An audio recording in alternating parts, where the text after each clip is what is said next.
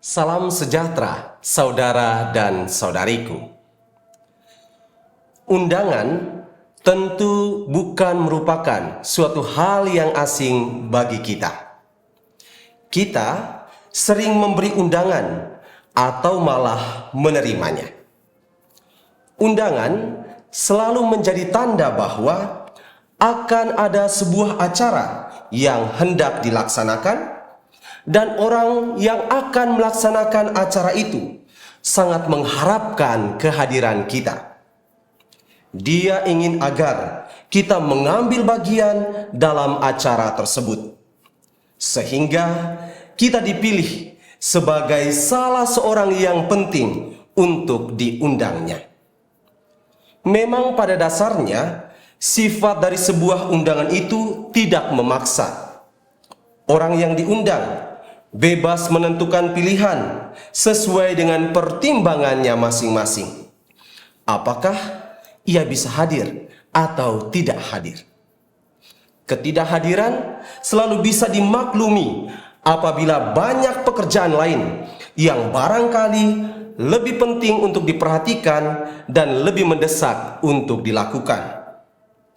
Namun, jika pihak yang mengundang itu adalah Allah, bagaimana tanggapan kita atas undangan tersebut? Saudara dan saudariku, perikop Injil hari ini yang diambil dari Injil Matius bab 22 ayat 1 sampai dengan ayat 14 kiranya dapat membantu kita untuk menampilkan sikap terbaik dalam menanggapi undangan Allah itu. Injil berkisah tentang perumpamaan perjamuan nikah yang dilaksanakan oleh seorang raja bagi anaknya. Dikatakan bahwa raja sangat berharap akan kehadiran dari para undangan karena acara itu sangat penting. Ia sudah menyiapkan segala sesuatu yang dibutuhkan. Namun sayangnya, para undangan benar-benar mengecewakan hati raja. Saat hamba-hamba raja datang ke kediaman mereka untuk menyampaikan undangan, mereka malah tidak mengindahkannya. Mereka memilih untuk pergi ke ladang, mengurus usahanya, dan bahkan ada yang bertindak sangat sadis. Mereka menangkap, menyiksa, dan membunuh para hamba raja itu. Tindakan ini membuat raja sangat marah, sehingga ia segera memerintah para pasukannya untuk membinasakan mereka. Raja yang telah menyiapkan segalanya itu tentu tidak ingin perjamuannya itu berakhir sia-sia. Maka melalui para hambanya, ia mengajak siapapun untuk datang ke pesta nikah anaknya. Kini tidak ada lagi daftar undangan, sehingga dalam waktu singkat ruangan perjamuan menjadi penuh. Raja senang akan keadaan ini. Namun sangat disayangkan bahwa saat raja menemui para tamunya itu, ia mendapati seseorang yang tidak berpakaian pesta. Raja segera mengusirnya karena ia pun sebenarnya tidak menghargai perjamuan tersebut. Penghargaan atas undangan ternyata tidak hanya dalam rupa kehadiran, tetapi butuh pula persiapan. Datang ke perjamuan memang telah menyiratkan niat hati yang baik. Akan tetapi, niat itu hanya bisa diketahui lebih gamblang kalau ditampilkan secara nyata. Saudara dan saudariku, sesungguhnya saat kita dibaptis, kita telah masuk ke dalam daftar undangan perjamuan kekal Allah di surga.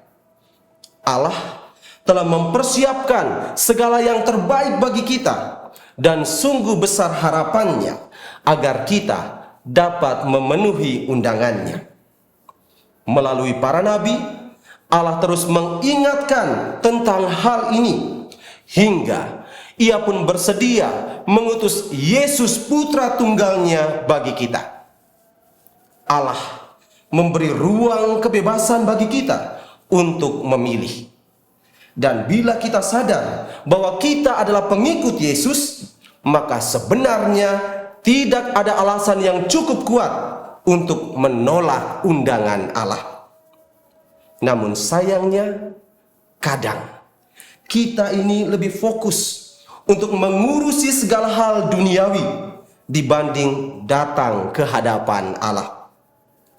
Kita berpikir bahwa lebih penting meraih kebahagiaan saat ini tanpa perlu memusingkan diri kita dengan kehidupan kekal kelak. Kalaupun kita tahu tentang undangan Allah ini, kita juga tidak menyiapkan diri dengan baik. Pengalaman membuktikan bahwa di waktu muda, kadang kita menjalani hidup ini sesuka hati hingga jauh dari Allah. Barulah di waktu senja hidup datang, kita mengupayakan berbagai relasi untuk dekat dengan Allah. Memang benar bahwa tidak ada kata terlambat untuk bertobat. Tetapi bila persiapan itu bisa dilakukan sejak dini, mengapa kita lebih memilih untuk suka terlambat? Percayalah bahwa undangan Allah itu pasti akan disebarluaskan. Tetapi kapan undangan itu datang menghampiri kita? Tidak ada yang tahu. Maka selalu siap siagalah untuk menghadiri perjamuan Allah dengan pakaian pesta terbaik kita. Tuhan memberkati kita sekalian.